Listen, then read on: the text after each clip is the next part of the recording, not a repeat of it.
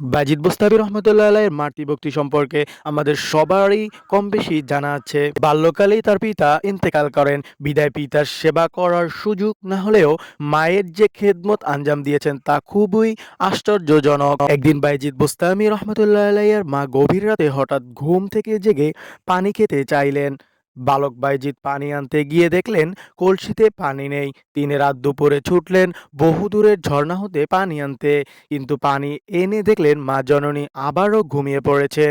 ঘুম থেকে মাকে জাগানো ঠিক হবে না ভেবে তিনি সারা রাত পানির গ্লাস হাতে মায়ের শিয়রে দাঁড়িয়ে প্রতীক্ষায় রইলেন মায়ের ঘুম ভাঙার। সেই রাতই ছিল শীতের রাত, চারদিকে যেন কনকনে ঠান্ডা। রাতের শেষে পূর্ব আকাশে ফুটে উঠল উষার আলো। সকাল হলো, মা জেগে দেখল পুত্র বাইজিদ এখনো দাঁড়িয়ে আছেন গ্লাসে পানি নিয়ে। মায়ের প্রতি এই ভক্তি দেখে মা আবেগতাড়িত হয়ে কেঁদে ফেলেন। আল্লাহর দরবারে হাত উঠিয়ে দোয়া করলেন, আমার ছেলেকে আপনার নেক বান্দা হিসেবে কবুল করুন। আর মায়ের দোয়ার বরকতে হযরত বাইজিদ বড় হয়ে হিজরি ৩য় শতাব্দীর বিশ্ববরেণ্য আউলিয়াদের তালিকায় স্থান করে নিলেন।